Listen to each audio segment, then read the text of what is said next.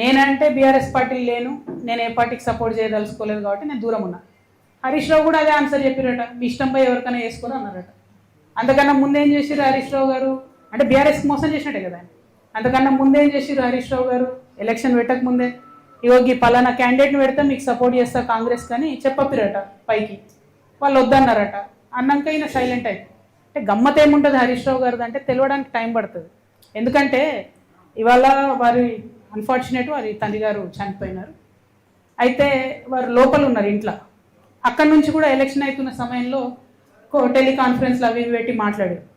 అప్పుడు హరీష్ రావు గారి భజన పరులంతా ఏం బిల్డప్ ఇచ్చిరు, హరీష్ అన్న ఇంత కష్టంలో కూడా పార్టీ కోసం నిలబడి టెలికాన్ఫరెన్స్ పెడుతున్నారు అన్నారు. రిజల్ట్ ఉల్టాయే వరకు ఏం భజన మొదలుపెట్టింది నిన్నటి నుంచి. హరీష్ అన్న లేకపోయా, హరీష్ అన్న ఉంటే అసలు ఇక ఒక్క సీటు కానీ వేసి ఉంటే హరీష్ అన్న జూబ్లీస్ గెలుస్తుంటే మన లెవెల్లో మళ్ళీ పెడుతున్నారు. అంటే వెంటనే తప్పించుకోవడం, అప్పటి వరకు మోసం చేయడం, ఇది హరీష్ రావు గారి నైజం. సో ఇంటి దొంగని ఈశ్వరుడైన పట్టలేడు అన్నట్టు చాలా టైం పట్టింది. ఏదో నాకు తెలిసింది కాబట్టి నేను గట్టిగా మాట్లాడుతున్నా కాబట్టి నన్ను బయట వారేసి. బట్ అక్కడ ఉన్న వాళ్ళు వారు ఆలోచన చేసుకోవాలి. At the same time Ramanna కూడా ఒక సభ కాగానే ఏదో మేమే సార్ను మోస్తున్నట్టుగా కార్టూన్ లేపించేసుకొని హరీష్ రావు గారు సార్ను మోసినట్టు ఒకసారి, రామన్న గారు సార్ను మోసినట్టు ఒకసారి, ఎవరమేమేమంతా సార్ కింద బచ్చగల్లం అందరం బచ్చగల్లం ఉంటే బాగుంటుంది. ఇలా నన్ను బయటకు వారేసిండ్రు కాబట్టి నేను నెత్తి మీద బతుకమ్మ ఎత్తుకున్నట్టు నెత్తి మీద తెలంగాణ సమస్యలు ఎత్తుకొని తిరుగుతున్నాయి ఇవాళ. కాబట్టి నేను బలంగా మాట్లాడుతున్నాను. బట్ ఒక పార్టీలో ఒక సిస్టంలో ఉన్నప్పుడు నాయకుడు కోరుకున్న చేయాలి.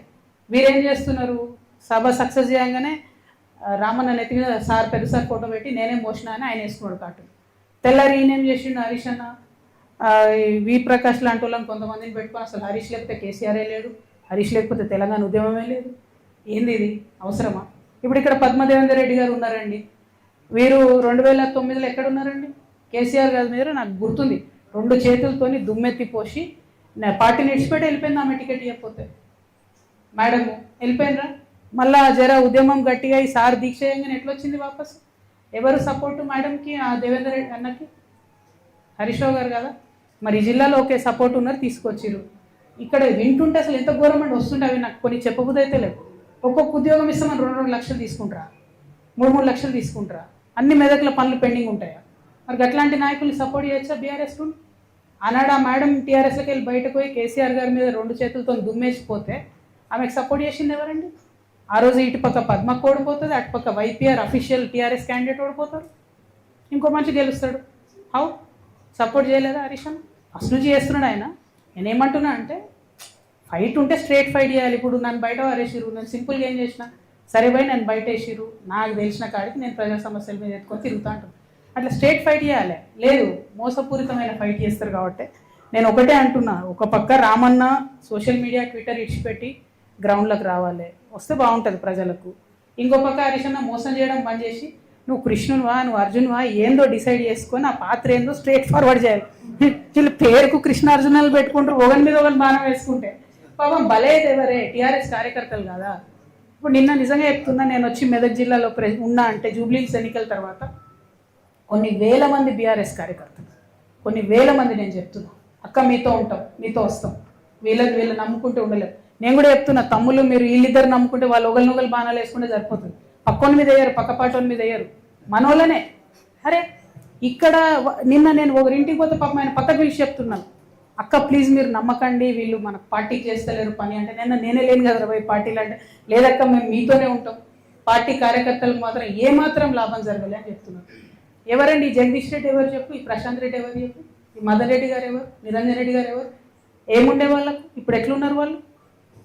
కొన్ని కార్యకర్తలు ఉన్నారు, నేనే ఉన్నా, మీరు చూసుకోండి, నా ఆస్తిపాస్తులు లెక్కలు తీసుకోండి. 2014 ముందు ఏది ఉంది అదే ఉంది నా దగ్గర. ఛాలెంజ్ చేసి చెప్తున్నా, 3 ఏళ్ళు ఈడీ సిబిఐ నా ఎంటబడ్డది, కీసం ఎత్తనే మన ఉన్నదా నా దగ్గర అదనంగా? నాలాంటి ఉద్యమకారులు ఇక్కడ 100 మంది ఉన్నారు, దగపడ్డ ఉద్యమకారులు, వీళ్ళకి ఏముందండి? నేనేమంటున్నా అంటే బ్రదర్, నేను చెప్పండి, నేనేమంటున్నా అంటే టీఆర్ఎస్ పార్టీ కార్యకర్తలను ముంచుడు, నాయకులు పెరుగుడు, ఇది కరెక్ట్ కాదు. పార్టీ అనేది ప్రజల పక్షాన ఉండాలి, అవకాశం ఉంటే అట్లా పనిచేస్తే బాగుంటుంది. ఏమన్నారు? నేను చీట్ గురించి మాట్లాడతలేనే, నేను ఆస్తుల గురించి చెప్తున్నా. నువ్వు ఇంటలే బ్రదర్, నువ్వు ఆస్తుల గురించి చెప్తున్నాను, కేసు గురించి చెప్తున్నాను. కేసు గురించి మాట్లాడడానికి ఉండదు కదా, కేసు గురించి చెప్తాను. నేను బీఆర్ఎస్ పార్టీ కార్యకర్తలు ఆస్తులు ఉద్యమకారులు మా గురించి నేను చెప్తున్నాను. यहाँ मेदक में हमारे बहुत सारे माइनॉरिटी भाई हैं, उन सबको भी मैं सलाम करती हूँ और हमारे माइनॉरिटी भाई बहनों से यही गुजारिश करती हूँ कि जो तेलंगाना में जो इज़्ज़त, जो हिस्सा, जो अपना हक हमें मिलना था पॉलिटिकली, जॉब्स वाइज अभी तक नहीं मिला. एजुकेशन वाइज बड़े साहब केसीआर साहब ने उन कोशिश किया, तालीम के वास्ते उन्होंने टिमरी से एक सेपरेट लगा के बहुत अच्छा उन्होंने सहूलियत किया. लेकिन बहुत और भी इश्यूज है जिनको हमें एड्रेस आज भी करना है. प्रोफेसर जयशंकर साहब हमेशा मुझे समझाते थे कि बेटी मैं उस्मानिया यूनिवर्सिटी में काम करता था, अब नीचे से लेकर ऊपर मैं जब तक मेरे क्लासरूम पहुंचता था तब तक आधी बार मैं सलाम करता था, आधे बार नमस्ते करता था.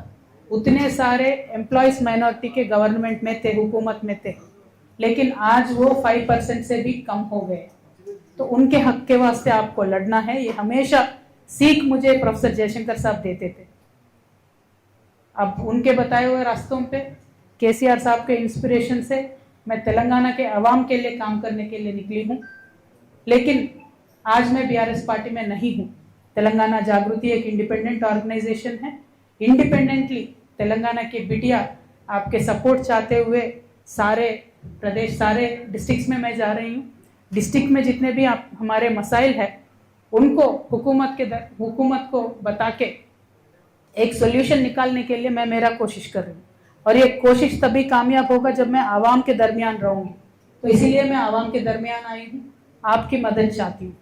हर एक पहलू में हमें उर्दू को सपोर्ट करना है, माइनॉरिटी क्रिश्चियन को सपोर्ट करना है, माइनॉरिटी मुस्लिम को सपोर्ट करना है, माइनॉरिटी सिख को सपोर्ट करना है. For example minority Urdu working journalist union है, उनको आज तक एक्रेडिशन नहीं मिला है. तो हमारा पूरा मदद है आपको भी एक्रेडिशन रेगुलर जर्नलिस्ट के जैसा मिलना चाहिए. आपको भी यहाँ जो मेदक में जर्नलिस्टों को घर दिए बता रहे उनमें भी आपको हक मिलना चाहिए. అయితే నిజమో కాదో మరి మీ జర్నలిస్టులకు ధైర్యం ఉందో లేదో నాకు తెలియదు, కానీ మీ జర్నలిస్టులకు ల్యాండ్ చేయడానికి కూడా పైసలు తీసుకున్నారని తెలిసింది నాకు. 3 లక్షల రూపాయలు తీసుకొని ప్లాట్లు ఇచ్చినట్టు తెలిసింది. 3-4 అన్న 3 వాస్తవం అనేది. ఇక చూడు ఇక నేనేం చెప్పాలన్న, ఈ ఘోరమైన పరిస్థితి ఉన్నది మెదక్లో.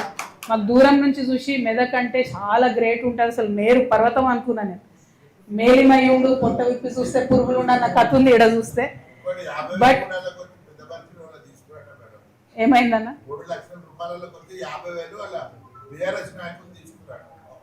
ఇక నేను ఎంత చెప్పాలన్నా ఇది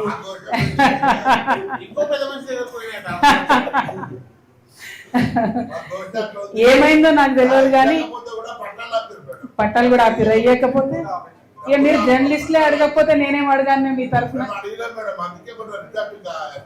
మీకు అంతేనా?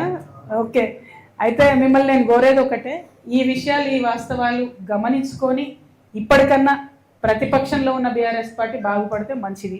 లేకపోతే మాలాంటి సంస్థలు ప్రజల పక్షాన మాట్లాడుతూనే ఉంటాయి, మేము ఇట్లనే ప్రశ్నిస్తుంటాం, ప్రతి జిల్లాకు తిరుగుతుంటాం. Thank you. జై తెలంగాణ, జై జాగృతి.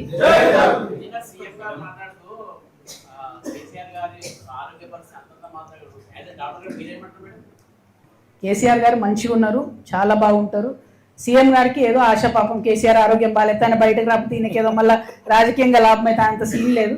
కేసీఆర్ సార్ హట్టా కట్టా ఉన్నారు, మంచిగా ఉన్నారు.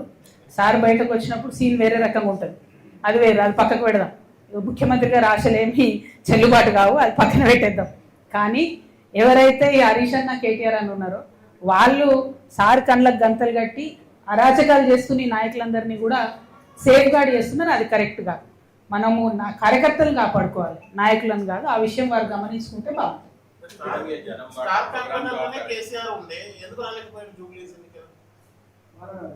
నేను బీఆర్ఎస్ పార్టీ లేని బ్రదర్, అది వాళ్ళనే అడగాలి.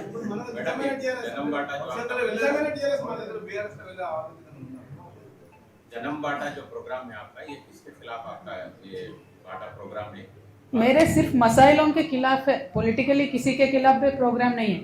मैं क्या कर रही हूँ साहब, हर एक जगह पे जा रही हूँ, जहाँ जहाँ भी प्रॉब्लम है वो प्रॉब्लम को आपके जरिए हाईलाइट करने का कोशिश कर रहे हैं. इसमें मीडिया का सपोर्ट बहुत है, आप मीडिया के जरिए हम प्रॉब्लम हाईलाइट करेंगे. अब सरकार हुकूमत जितना झुक के काम करेंगे सरकार के लिए अच्छा है, लोगों के लिए अच्छा है. हमारे जैसे ऑर्गेनाइजेशन हमेशा हमेशा अवाम के दरमियान रहने का ही कोशिश करना चाहते हैं, उसी में ये जन्म बाटा प्रोग्राम ये। Thank you. చెప్పిన కదా కేసీఆర్ గారు తండ్రిగా పిలిస్తే ఖచ్చితంగా పోతా, రాజకీయంగా పిలిస్తే ఎట్టి పరిస్థితులలో పోను। ఏ పార్టీలకు నేను ఎందుకు పోతాను? న్యాచురల్లీ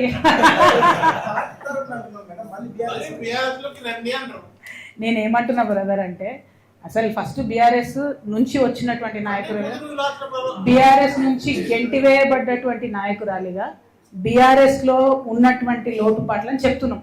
సరి చేసుకుంటే ఎవరికి మంచిది? తెలంగాణ బిడ్డలకు, తెలంగాణ కార్యకర్తలకు, బీఆర్ఎస్ లో పనిచేసిన కార్యకర్తలకు మంచిది కాబట్టి చెప్తున్నాం।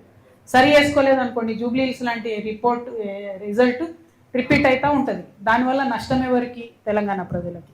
ఓకే, కాబట్టి బీఆర్ఎస్ అనుకున్న స్థాయిలో ప్రజల మధ్యలోకి వచ్చి పర్ఫామ్ చేయలేకపోతే మాలాంటి సంస్థలు ప్రజలకు అండగా నిలబడతాం, మేమే ప్రధాన ప్రతిపక్షంగా ఎదిగే అవకాశం కూడా ఉన్నది।